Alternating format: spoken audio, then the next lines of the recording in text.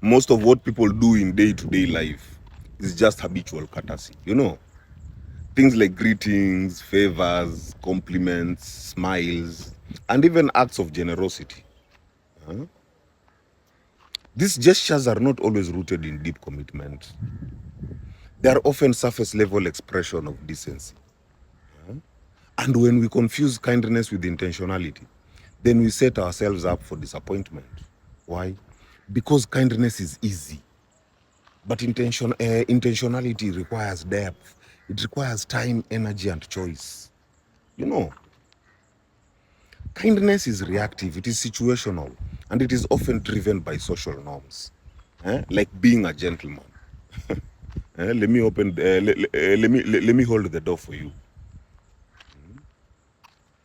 Intentionality is consistent. It is chosen, and it is rooted in clarity of value.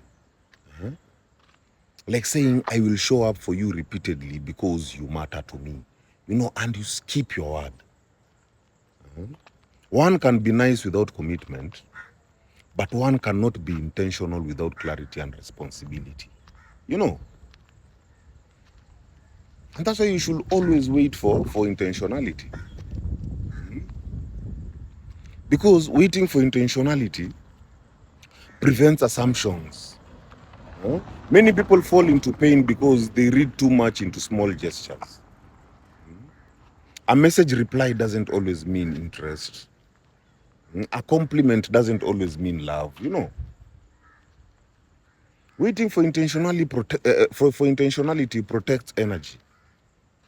By distinguishing kindness from intentionality, you avoid investing emotional or even spiritual energy into empty signals. It teaches you discernment. You begin to see who shows up consistently, not just conveniently. And this is not just about others.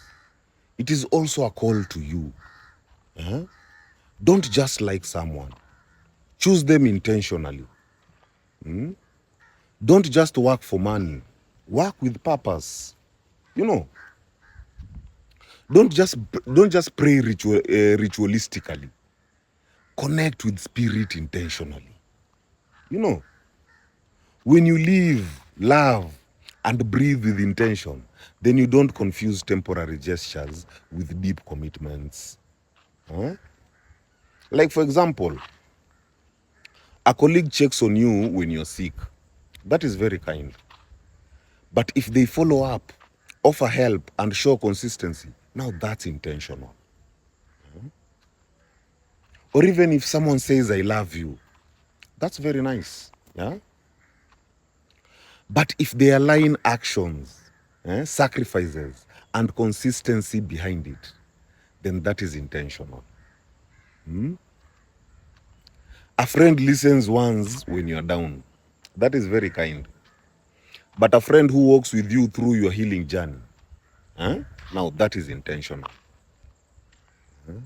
In short, until someone proves they are intentional with you, don't assign them a role they haven't chosen.